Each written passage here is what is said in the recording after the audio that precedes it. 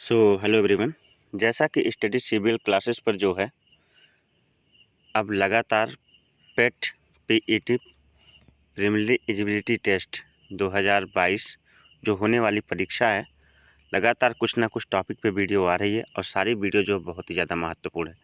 इसी श्रेणी में आज हम लेकर आए हैं जंतुओं का वर्गीकरण, जिसको कहते हैं क्लासिफिकेशन ऑफ एनिमल्स किंगडम। ये बायोलॉजी का जो ये कंसेप्ट है, ये टॉपिक है, ये हर प्रकार के जो है कम्पिटिटिव एग्ज़ाम में लगभग इससे कई सारे प्रश्न बनते हैं और साथ ही साथ ये class 11th, class 9th, class 10th सभी प्रकार के विद्यार्थियों के लिए बहुत ही ज़्यादा महत्वपूर्ण है। जो बच्चे बायोलॉजी ग्रुप से हैं वो जानते हैं कि इस टॉपिक का कितना महत्व है, क्योंकि आप कभी भी आपसे इस तरह के प्रश्न होता है, बताइए कि ये प्राणी जो है किस संघ का है, किस वर्ग का है, या इसका क्लासिफिकेशन करके दिखाइए। तो इस तरह के क्वेश्चन बहुत सारे प्रश्न बन जाते हैं और कम्पिटिटिव एग्ज़ाम के लिए तो ये एक मान के चलिए कि बहुत ही उम्दा टॉपिक है, जो बार बार इसे कई सारे प्रश्न बनते हैं। क्योंकि कम्पिटिटिव एग्ज़ाम में आर्ट रेज के भी बच्चे बैठते हैं, मैथ्स के भी बच्चे बैठते हैं, तो उनका फोकस इतना नहीं हो पाता है कि वो जो है बायोलॉजी या इस प्रकार के जो है जनरल साइंस पर अपना ध्यान दे सकें। तो ये छोटी छोटी वीडियो जो आप देखेंगे, इससे आपका जो है पेट का जो बेस होगा वो बहुत ही ज़्यादा मजबूत हो जाएगा। तो चलिए शुरू करते हैं, लेकिन उससे पहले यदि आपने अभी तक स्टडी सीबीएल क्लासेस को सब्सक्राइब नहीं किया है तो फटाफट सब्सक्राइब कर लीजिए, क्योंकि सब्सक्राइब करने का कोई चार्ज नहीं लगता। और वीडियो को जिस भी प्लेटफॉर्म पे आप जुड़े हैं सभी प्लेटफॉर्म पे शेयर कर दीजिए ज़्यादा से ज़्यादा, और अपने सभी मित्रों से भी जो है इस चैनल को सब्सक्राइब करने को ज़रूर कहिएगा। तो चलिए शुरू करते हैं। सबसे पहले जानते हैं कि वर्गीकरण कहते किसे हैं। वर्गीकरण का अर्थ होता है बंटवारा। क्लास को ज़्यादा लंबा नहीं खींचूंगा, कम्पिटिटिव बेस से कम्पिटिटिव तक पढ़ा जाएगा। वर्गीकरण का अर्थ क्या होता है? वर्गीकरण का अर्थ होता है बंटवारा करना। बंटवारा करना, जब पृथ्वी पर जो है विभिन्न प्रकार के जातियों प्रजातियों के जीव जंतु पेड़ पौधे प्राप्त होने लगे ना, तो कर दिया गया उनका क्या, क्लासिफिकेशन। यहाँ पे जंतुओं का क्लासिफिकेशन पढ़ेंगे और क्लासिफिकेशन का वर्गीकरण का जनक कहते हैं कैरोलस लीनियस को। किसको कहते हैं? कैरोलस लीनियस को वर्गीकरण का जनक कहते हैं। मैं नाम लिख देता हूँ, इसको याद रखिएगा, ये भी आ सकता है। कैरोलस लीनियस को क्या कहते हैं? लीनियस को वर्गीकरण का जनक। और एक और चीज़ है, एक और याद रखिएगा, जगत वर्गीकरण का जनक कहते हैं आर.एच. व्हीटेकर को। जगत वर्गीकरण का जनक किसे कहते हैं? आर.एच. व्हीटेकर को। तो ये दो वैज्ञानिक आपको याद रखने हैं। वर्गीकरण का जनक कैरोलस लीनियस है और जगत वर्गीकरण के जनक कौन है? आर.एच. व्हीटेकर। कौन है? आर.एच. व्हीटेकर ना, व्हीटेकर करके आपको मिल जाएगा, आप वहाँ पे टिक लगा दीजिएगा, ठीक है। तो वर्गीकरण का अर्थ होता है जो एक जैसे मिलते जुलते जीव जंतु होते हैं ना, उन्हें एक साथ रखना, एक वर्ग में रखना, एक समूह में रखना, ठीक है, एक जैसे, ताकि किसी एक प्राणी का अध्ययन करने पे पूरे जगत का आसानी से क्या हो जाए, पूरे जगत का या उस जगत के अंतर्गत जितने भी प्राणी आ रहे हैं ना, सबका बहुत ही आसानी से क्या हो जाए, सबका अध्ययन हो जाए एक साथ। तो चलिए वर्गीकरण को शुरू करते हैं। कह रहा कि जंतुओं का वर्गीकरण विश्व भर में पाई जाने वाली असंख्य जंतुओं की जातियों व प्रजातियों को अध्ययन विश्लेषण, इनका जो बांटा गया रूप होता है, इसी को क्या कहा जाता है? वर्गीकरण कहा जाता है। जीव जंतुओं की तमाम जातियों प्रजातियों लक्षण विशेषताओं और उसमें भेद उदाहरण जो है करके 10 वर्गों में विभाजित किया गया। सभी कोशिकीय जीवों को एक संघ का डेटा में रखा गया। जो उच्च श्रेणी के जीव होते हैं ना, जैसे मनुष्य हो गया, कुत्ता हो गया, गाय हो गया, भैंस हो गई, ठीक है, ये सभी जो है संघ का डेटा के प्राणी है ना, कछुआ, ठीक। जबकि बहुकोशिकीय संघों को 9 संघों में क्या किया गया? विभाजित किया गया। तो चलिए देखते हैं सबसे पहला संघ कौन सा है। तो सबसे पहला संघ हमारे पास स्क्रीन पर है, संघ प्रोटोजोआ। संघ प्रोटोजोआ। जब भी संघ प्रोटोजोआ की बात आए, कौन से संघ की? संघ प्रोटोजोआ की बात जब भी आए तो समझ जाइएगा कि ये बात करना चाहते हैं एक कोशिकीय जीवों के बारे में, यानी कुछ ऐसे जीवों की बात की जाएगी जिनका शरीर केवल और केवल एक कोशिका से क्या होता है? बना होता है। जैसे संघ प्रोटोजोआ के कुछ लक्षण देखते हैं। संसार में पाए जाने वाले समस्त एक कोशिकीय जीवों को संघ प्रोटोजोआ में रखा गया। जितने भी एक कोशिकीय जीव है ना, सभी को कहाँ रखा गया है? संघ प्रोटोजोआ में। अर्थात जो यूनिसेलुलर हैं, जिनका शरीर जो है एक कोशिका से मिलकर बना हुआ, उसे संघ प्रोटोजोआ के संघ में रखा जाता है। इनका शरीर सिर्फ एक ही कोशिका का बना होता है। किसका बना होता है? एक ही कोशिका का। और इनके केंद्रक द्रव्य में एक या अनेक केंद्रक पाए जाते हैं। जो इनका केंद्रक द्रव्य है, आप ये कह सकते हैं केंद्रक द्रव्य नहीं बल्कि जीव द्रव्य। जीव द्रव्य का मतलब कोशिका में उपस्थित जो द्रव्य होता है ना, उसे जीव द्रव्य कहते हैं। क्या कहते हैं? जीव द्रव्य। और इनका जो जीव द्रव्य होता है ना, एक या अनेक केंद्रक उसमें क्या होते हैं? पाए जाते हैं।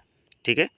और इस संघ के सदस्य परजीवी होते हैं तथा स्वजीवी होते हैं, मतलब स्वपोषी होते हैं। और परजीवी का मतलब होता है कि दूसरे जीवों पर आश्रित होकर के, निर्भर होकर के अपना भोजन बनाते हैं। या स्वजीवी का मतलब होता है कि सूर्य के प्रकाश की उपस्थिति में प्रकाश संश्लेषण या फिर रसायन संश्लेषी किसी प्रकार से अपना जीवन यापन करते हैं। ठीक है। इसके उदाहरणों में एक कोशिकीय जीव अमीबा आता है। देखिएगा, यही आता है आपके जो है कम्पिटिटिव एग्जाम में ऑप्शनल टाइप में। निम्नलिखित में से कौन सा एक कोशिकीय जीव है? अमीबा आता है, इसमें पैरामीशियम आता है, यूग्लिना आता है, एंट अमीबा आता है, प्लाज्मोडियम आता है, जीवाणु आता है। जीवाणु को संघ प्रोटोजोआ में तो नहीं रखा गया है, लेकिन फिर भी वह एक कोशिकीय प्राणी है। ठीक है ना। तो अमीबा, पैरामीशियम, यूग्लिना, एंट अमीबा, प्लाज्मोडियम। ठीक है। ये सभी जो है एक कोशिकीय प्राणी है। ठीक है। साथ ही साथ जीवाणु शरीर भी जो है एक कोशिका से मिलकर बना होता है। ठीक, चलिए इसके बाद फिर सेकंड नंबर पे हम आ जाते हैं, तो आ जाता है संघ आर्थ्रोपोडा। आर्थ्रोपोडा, इसके बारे में कुछ इंटरेस्टिंग फैक्ट आपको बता देते हैं। और पढ़ाई का यही मतलब होता है कि पढ़ाई जो है कम्पिटिटिव बेस पे भी हो, साथ ही साथ जो है क्लासेस बेस भी हो। और ये वीडियो दोनों ही छात्र देख सकते हैं, चाहे वो कंपटीशन की तैयारी कर रहे हो, चाहे वो क्लासेस की। खासकर कंपटीशन के दृष्टिकोण से ही बनाया गया है, लेकिन क्लासेस के विद्यार्थी यदि थोड़ा सा भी पढ़े होंगे अपने क्लासों में तो इस चीज़ को बहुत ही बेहतर तरीके से समझेंगे। तो चलिए आगे, संघ आर्थ्रोपोडा, यहाँ पे हेडिंग नहीं डाले हम, लेकिन ऊपर हेडिंग होगी संघ आर्थ्रोपोडा। क्या होगी? ये आर्थ्रोपोडा संघ है। सबसे पहले इनके पाद संधि युक्त होते हैं। संधि मतलब जोड़ होता है, पाद मतलब पैर होता है। इनके पैर जो है जोड़ युक्त होते हैं। रुधिर परिसंचय तंत्र खुले प्रकार का होता है। खुले प्रकार का रुधिर परिसंचय तंत्र का मतलब ऐसा रुधिर परिसंचय तंत्र होता है, मतलब जिसमें रक्त प्रवाह के लिए कोई नसें नहीं पाई जाती हैं। जहाँ रक्त प्रवाह के लिए नसें पाई जाती हैं ना, जैसे हमारी बॉडी है, तो हमारी बॉडी में जो है रक्त के प्रवाह के लिए नसें पाई जाती हैं, ब्लड वेसल्स हैं। तो हमारे अंदर जो है बंद प्रकार का रुधिर परिसंचय तंत्र है। यानी कह सकते वे प्राणी जिनमें रुधिर या रक्त प्रवाह के लिए नसें, है ना, नसें नहीं पाई जाती हैं, ऐसे प्राणियों को हम क्या कहते हैं? ऐसे प्राणियों को हम कहते हैं खुले प्रकार का रुधिर परिसंचय तंत्र वाला प्राणी। ठीक है। तो नसें नहीं पाई जाती हैं और इनकी देह गुहा हीमोसील कहलाती है। जैसे हमारे अंदर हीमोग्लोबिन होती है ना, उसी प्रकार से इनकी देह गुहा में क्या होती है? हीमोसील पाई जाती है। ठीक है। इनका श्वसन ट्रैकिया, गले, गिल्स, फेफड़े, बुक लंग्स जो है मकड़ियों के अंदर पाया जाता है। मकड़ियों के अंदर बुक लंग्स पाया जाता है। ठीक ना। क्या पाया जाता है? बुक लंग्स पाया जाता है। सामान्य सतह आदि माध्यमों से होता है। प्रायः ये एक लिंगी होते हैं तथा निषेचन एक ही के शरीर में होता है। मतलब इसमें मेल और फीमेल नहीं होते हैं। मेल और फीमेल का डिवाइडेशन, बंटवारा नहीं होता है। प्रायः कैसे होते हैं? एक लिंगी होते हैं। इसके अंतर्गत मक्खी आती है, मच्छर है, मधुमक्खी है, टिड्डा है, तिलचट्टा है, खटमल है, केकड़ा है, झींगा मछली है। ये सभी संघ आर्थ्रोपोडा के सदस्य हैं।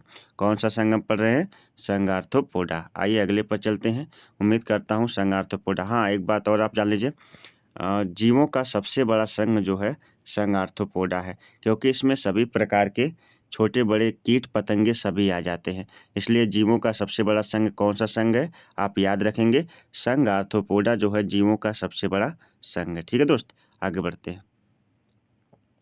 संघ मोलस्का। मोलस्का शब्द जब भी आए आपके दिमाग में, संघ मोलस्का। मोलस्का का मतलब होता है घोंघा, सीप जो भी है, जिनकी कवच जो है कठोर कैल्शियम से बनी होती है ना, उन्हें हम संघ मोलस्का के संग में रखते हैं। लेकिन बहुत से ऐसे प्राणी भी हैं जैसे कछुआ, कछुआ को संघ आर्थ्रोपोडा में मत रखिएगा।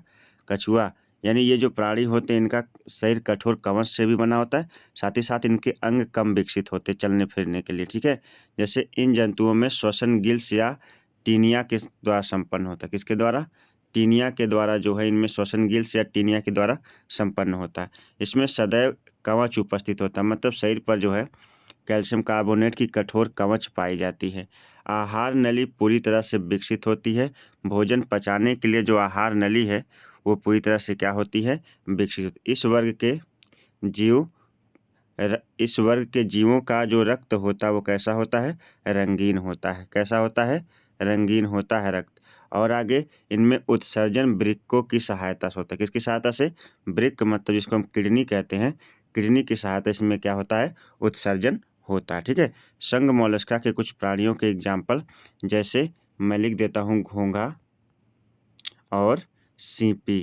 घोंघा और सीपी जो है संघ मोलस्का के उदाहरण है। संघ मोलस्का संघ के क्या है? उदाहरण है। आगे बढ़ते हैं संघ पोरीफेरा। संघ पोरीफेरा नाल तंत्र प्रणाली पाई जाती है। कौन सी प्रणाली? नाल तंत्र। अब ये नाल तंत्र प्रणाली क्या होती है? जैसे मानिए कि एक पाइप है ना, पाइप, इसके मध्य में जो खोखली खाली जगह है ना, इसे हम नली कह सकते हैं और इसी तंत्र को नाल तंत्र कहते हैं। यानी बीच में इनका सही पूरी तरह से खोखला होता है। अब देखिएगा पहला पॉइंट इसमें कह रहा है कि इस जंतु के शरीर खारे पानी में, ये इस संघ के जंतु कहाँ पाए जाते हैं? खारे पानी में पाए जाते हैं। खारे पानी में पाए जाने वाले जीव हैं, मतलब समुद्री जल में पाए जाते हैं ना। और आगे कह रहा कि इनके शरीर पर असंख्य छिद्र पाए जाते हैं। क्या पाए जाते हैं? असंख्य छिद्र। ढेर सारे इनके शरीर पर छिद्र पाए जाते हैं जिन्हें हम क्या कहते हैं? जिन्हें हम कहते हैं ऑस्टिया। क्या कहते हैं उन छिद्रों को? ऑस्टिया, ठीक है। और जो सबसे मोटा छिद्र होता है उसे ऑस्कुलम कहते हैं, ठीक है। ऑस्कुलम और ऑस्टिया जिनके माध्यम से इनके शरीर में जल प्रवेश करता है और जल के साथ छोटे छोटे जो कीटाणु हैं, जीवाणु हैं, ये सभी इनके अंदर प्रवेश करते हैं जिन्हें अपना भोजन बना लेते हैं, सूक्ष्म जीव, ठीक है। और आगे है ये जो है ये जीव बहुकोशिकीय होते हैं। इनका शरीर कैसा होता है? बहुकोशिकीय होते हैं। यानी ये कैसे होते हैं? बहुकोशिकीय होते हैं। ये जीव बहुकोशिकीय होते हैं। और अगला जो पॉइंट है इसमें कह रहा है कि शरीर में एक गुहा स्पंज, इनका मतलब स्पंज युक्त गुहा होती है, यानी इनका शरीर जो है स्पंजी होता है। संघ पोरीफेरा में नाल तंत्र प्रणाली पाई जाती है, साथ ही इनकी ये स्पंज जैसे होते, जैसे एक सोखता होता है ना स्पंज की तरह, इनका शरीर जो है क्या होता है? दब सकता है, ठीक है। अब इसके उदाहरण में है क्या क्या? स्पंज है और उसके बाद जो है ये स्पंज है, ये साइकन है, ये मायोनिया है। ये सभी जो है इसके प्रमुख उदाहरणों में है। स्पंज अब हम साइकॉन कह सकते हैं, साइकन कह सकते हैं, स्फाइका कह सकते हैं। ये सभी जो है इसके उदाहरण में आते हैं, ठीक है। संघ पोरीफेरा खत्म होता है। अगला संघ है प्लैटीहेल्मिन्थीस। संघ प्लैटीहेल्मिन्थीस, इसको हम कहते हैं फीता। क्या कहते हैं? फीता। फीता समझते हैं ना, जो पतली पट्टी होती है, कपड़ा नापने का फीता देखे हैं, वैसे ही ये चपटे कृमि कहलाते हैं। क्या कहलाते हैं? चपटे प्रकार के कृमि कहलाते हैं। कृमि मतलब होता है कृमि मतलब कीड़ा होता है। क्या होता है? कीड़ा। वो भी ऐसा कीड़ा जो केंचुए की तरह दिखता हो। कैसे दिखता हो? केंचुए की तरह दिखता हो, कृमि, लेकिन चपटा है। ये कैसा है? चपटा है। इन जीवों में पाचन तंत्र विकसित नहीं होता, मतलब कोई विकसित प्रकार का पाचन तंत्र नहीं पाया जाता है। इनमें उत्सर्जन फ्लेम कोशिकाओं द्वारा होता है। किसके द्वारा होता है? फ्लेम कोशिकाएं जो होती हैं, जो फ्लेम कोशिकाएं, जो जिसको कहते हैं अग्नि कोशिका के द्वारा इनमें क्या होता है? उत्सर्जन की क्रिया होती। इनमें कंकाल, श्वसन अंग, परिवहन आदि अनुपस्थित। ना कंकाल पाया जाता है, ना श्वसन तंत्र, ना ही जो है परिवहन तंत्र पाया जाता है। ये उभयलिंगी जंतु है, मतलब मेल और फीमेल दोनों एक ही बॉडी में होता है। इसके अंतर्गत जैसे फीता कृमि आते हैं या प्लेनेरिया आते हैं। फीता कृमि और प्लेनेरिया जो है संघ प्लैटीहेल्मिन्थीस के चपटे कृमि कहलाते हैं। चपटे कृमि कहलाते हैं, ठीक है। ये दो उदाहरण आप याद रखिएगा। कैसे आपसे बहुविकल्पी में पूछेगा कि जो फीता कृमि है वो निम्नलिखित में से किस संघ का प्राणी है, या जो प्लेनेरिया है वो इस निम्न में से किस संघ का प्राणी है, तो आपको प्लैटीहेल्मिन्थीस वहाँ पे लगाकर आ जाना है। दूसरी बात, इस वीडियो के लास्ट में मैं जो है कुछ प्रश्न पूछूंगा, जिसका जवाब आपको कमेंट बॉक्स में लिखकर बताना है। और एक बहुत ही महत्वपूर्ण बात ये है कि आप जो दूसरा चैनल है लीगल 24 अड्डा, लीगल अपना दूसरा चैनल लीगल 24 अड्डा, उसको भी सब्सक्राइब करिए। उसका लिंक मैं डिस्क्रिप्शन में दे दूंगा, लीगल 24 अड्डा, ठीक है, उसका लिंक डिस्क्रिप्शन दे दूंगा। उसमें आपको पॉलिटी और साथ ही साथ जो है हिस्ट्री और साथ ही साथ जो है लीगल समस्याएं, धारा के संविधान, सभी प्रकार के जो है टॉपिक वहाँ से मिलेंगे। वहाँ से भी आपका 4 से 5 नंबर का तैयार होगा। तो उस चैनल को भी जरूर सब्सक्राइब करिएगा। उसका नाम है लीगल 24 अड्डा, लीगल 24 अड्डा, ठीक है। इस चैनल को जरूर सब्सक्राइब करिएगा। आगे बढ़ते हैं। एस के हेलमेंथीज, जब भी एस के हेलमेंथीज की बात आए तो समझ जाइए ये बात करना चाहते हैं गोल कृमि का। किसका? गोल कृमि। और गोल मतलब गोलाकार, कृमि मतलब होता है कीड़े, यानी ऐसे कीड़े जिनकी संरचना जो है केचुए जैसी हो लेकिन चपटी ना हो। गोल, केचुआ गोल होता ना, उसी प्रकार से इनकी भी संरचना कैसी होती है? गोल होती है। ये गोल होते हैं। कैसे कृमि होते हैं? गोल कृमि। जैसे देखिए ये जीव एक लिंगी होते हैं। पहली बात तो कैसे हैं? एक लिंगी है।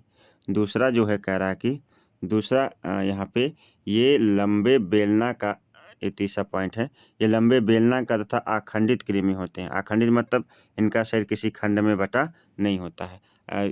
ये और आगे है इनमें स्पष्ट आहार नाल एवं मुख गुदा दोनों उपस्थित होते हैं। स्पष्ट आहार नाल भी होता है, भोजन को एक स्थान से दूसरे स्थान तक जाने का रास्ता भी होता है, मुख भी होता है और गुदा भी होता है, ठीक है ना, जिसके जरिए क्या करते हैं? अपशिष्ट पदार्थों को बाहर निकालते हैं।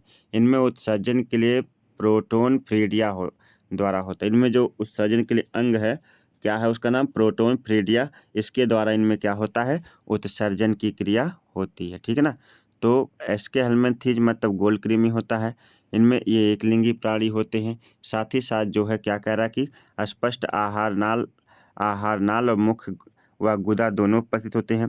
ये लंबे बेलनाकार अखंडित प्राणी भी हैं। साथ ही साथ इनमें उत्सर्जन प्रोटोन फ्रीडिया द्वारा होता है। अब इसके कुछ उदाहरण हैं, उस उदाहरणों को जान लेते हैं। उदाहरण में है इसमें गोल कृमि। क्या है? गोल कृमि इन्हें कहते हैं। जैसे इनमें कौन कौन से उदाहरण हैं गोल कृमि में?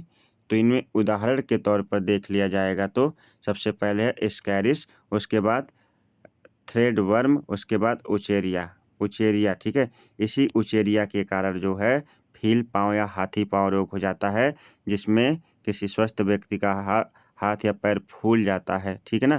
जैसा कि आपने देखा होगा कुछ बूढ़े लोगों के पैर फूले होते हैं, हाथी पैर की तरह दिखते हैं ना, तो उसको कहते हैं फाइलेरिया रोग। कौन सा रोग? फाइलेरिया रोग। और इसके किसके कारण होता है? उचेरिया बैंक्रोफ्टाई जो होता है, इसके जो है गोल कृमि का नाम उचेरिया बैंक्रोफ्टाई, उसी के द्वारा होता है, ठीक है। और ये विशेष प्रकार के क्यूलेक्स मच्छर के काटने से होता है। आगे बढ़ जाते हैं। अगला है एनिलिडा, संघ एनिलिडा। फेमस संघ है संघ एनिलिडा। एनिलिडा जब भी जाए तो समझ जाइए ये बात करना चाहते हैं हमेशा केचुए के बारे में। एक सामान्य सा किसान मित्र केचुआ है और साथ ही साथ इसकी एक क्वालिटी है कि ये उभयलिंगी होता है। इसके शरीर में जो है ये जब चाहे तो मेल पार्ट अदा कर सकता है, जब चाहे तो फीमेल, एक ही प्राणी, ठीक है ना। तो इसमें सबसे पहला जो पॉइंट है, इसमें प्रचलन मुख्यतः काइटिन की, इनमें जो है प्रचलन मुख्यतः काइटिन की सीटी द्वारा होता है। काइटिन की सीटी पाई जाती है शरीर में, जिसके द्वारा ये एक स्थान से दूसरे स्थान तक चलकर जाते हैं। और इनमें श्वसन सामान्यतः त्वचा के माध्यम से होता है, परंतु कुछ जंतुओं में क्लोम पाया जाता है। इनमें जो श्वसन होता है वो किसके माध्यम से? त्वचाओं के माध्यम से होता है, परंतु कुछ जंतुओं में क्या पाया जाता है? क्लोम पाया जाता है, ठीक है ना। ये है एनिलिडा। और अगला पॉइंट, इनमें आहार नाल पूरी तरह से विकसित पाया जाता है, यानी खाने और पचाने का जो सिस्टम है वो पूरी तरह से क्या होता है? विकसित होता है ना। यानी जो भी पाचन तंत्र के संबंधित जो भी आहार नाल है वो सभी क्या होते हैं? पूर्ण रूप से विकसित होते हैं। और अगला पॉइंट है इनका रुधिर लाल होता है। केचुए का रुधिर कैसा होता है? लाल होता है। आप कभी केचुए को मरा हुआ देखे होंगे, तो इनका भी रुधिर कैसा होता है? लाल होता है, ठीक है ना।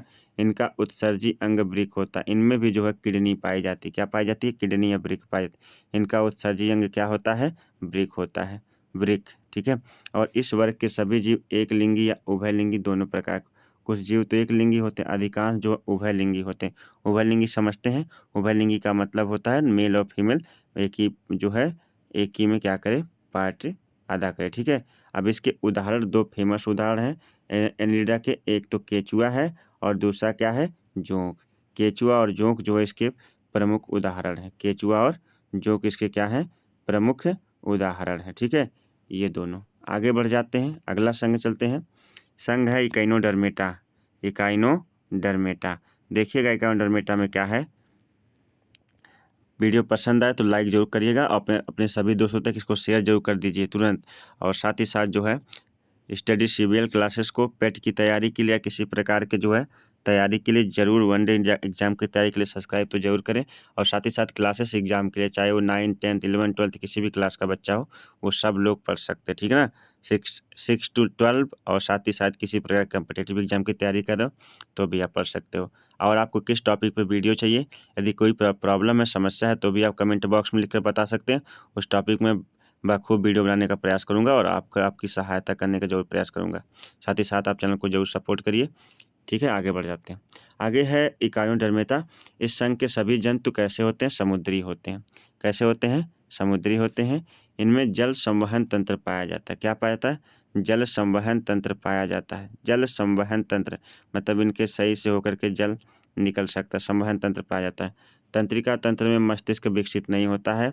तंत्रिका तंत्र तो पाया जाता है लेकिन मस्तिष्क विकसित नहीं होता, मतलब विशेष प्रकार का मस्तिष्क नहीं पाया जाता, ठीक है। पाया जाता है लेकिन विकसित नहीं होता है। और इसमें पुनरुत्पादन विशेष क्षमता पर पुनः समझते हैं। पुनरुत्पादन का मतलब होता है कि अगर ये कट जाते हैं छट जाते हैं तो फिर क्या होता है उन अंगों को तेज़ी से बना लेते हैं। जो अंग भी इनके डैमेज होते हैं उन्हें जल्दी से क्या करते हैं ये कुछ दिनों के अंदर ही जल्द ही क्या करते हैं बना लेते हैं, ठीक है। तो इसके अंतर्गत क्या क्या आता है, इसके अंतर्गत आती है स्टारफिश, ठीक है, समुद्री अर्चिन और जो है समुद्री खीरा, ब्रिटल स्टार, ये जो है प्राणी इसके अंतर्गत। स्टारफिश का मतलब क्या होता है सितारा मछली ना, सितारा मछली। ये सभी प्राणी जो है इकाइनोडर्मेटा के सदस्य हैं, ठीक है। आगे बढ़ जाते हैं। अगला है सेलेंट्रेटा। संघ सेलेंट्रेटा को एक नाम और दिया जाता है। सेलेंट्रेटा को कहते हैं नाइडेरिया संघ। क्या कहते हैं नाइडेरिया संघ भी कहते हैं। नाइडेरिया याद रखिएगा, चाहे कोई नाइडेरिया बोले चाहे कोई सेलेंट्रेटा बोले दोनों बात एक ही है। सेलेंट्रेटा संघ को क्या बोलते हैं नाइडेरिया संघ भी बोलते हैं, ठीक है। सेलेंट्रेटा के आइए 2 लक्षण केवल दिए यहाँ पे, दोनों पढ़ लेते हैं।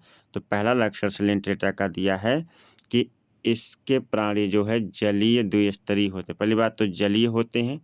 कैसे होते हैं जलीय, और साथ ही साथ कैसे होते हैं इनका शरीर जो है 2 स्तरीय मतलब 2 स्तरों से ढका होता है। प्राणी जलीय होते हैं और साथ ही साथ 2 स्तरीय होते हैं, ठीक है। उसके बाद जो है कह रहा है कि भोजन आदि पकड़ने हेतु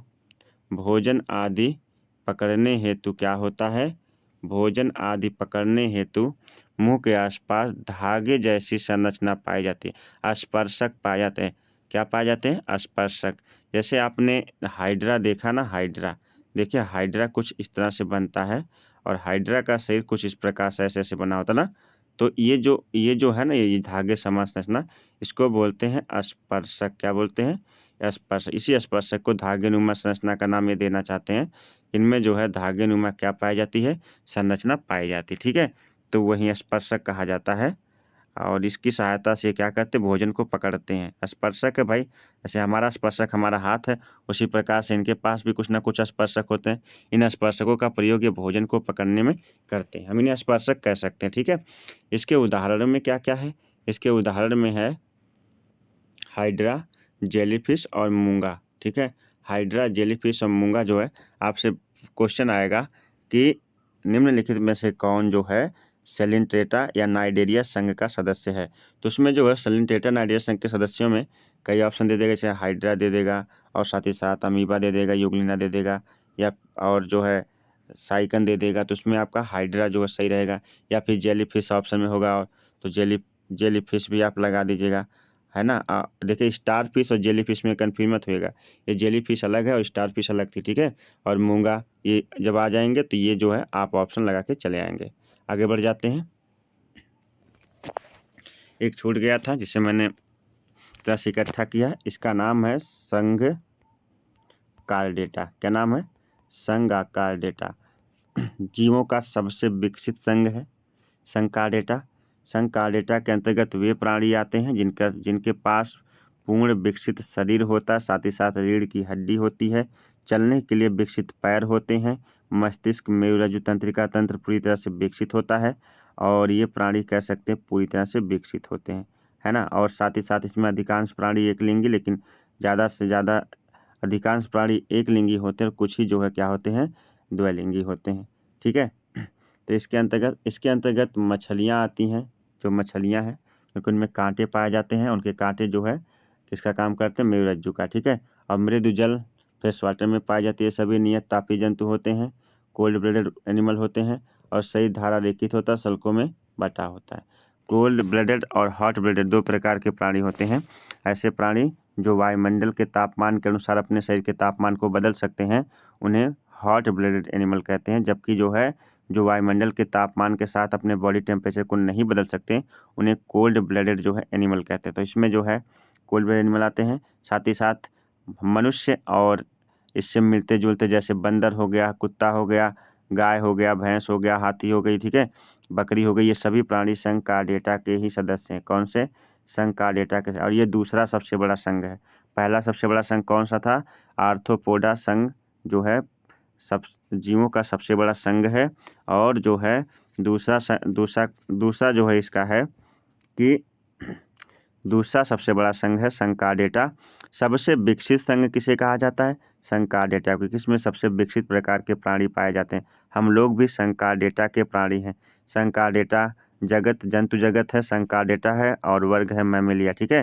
और आपसे मैंने कहा था कि आप जो है सबसे पहले तो एक काम कर लीजिए कि लीगल 24 अड्डा को भी जाकर तुरंत सब्सक्राइब कर लीजिए, क्योंकि इसका लिंक मैं डिस्क्रिप्शन में दे दूंगा। और साथ ही साथ आपका आज का क्वेश्चन है कि मनुष्य का जीव वैज्ञानिक नाम क्या है?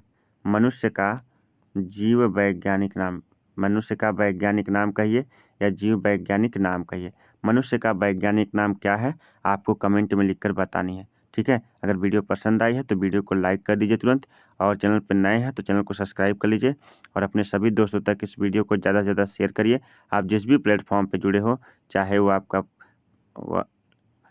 आपका यूट्यूब हो या आपका इंस्टा हो या आपका किसी भी जो है, इसका लिंक या इस वीडियो को ज़्यादा से ज़्यादा शेयर करिए। और चलिए मिलते हैं एक नई वीडियो के साथ। और आपको किस टॉपिक पे वीडियो चाहिए ज़रूर बताइएगा कमेंट बॉक्स में लिख कर। जिस भी टॉपिक का आपको दिक्कत होगी ज़रूर हम जो आपकी हेल्प करने की कोशिश करेंगे। तो तब तक के लिए आप सभी को नमस्कार, बाय बाय, जय Hind, have a nice day.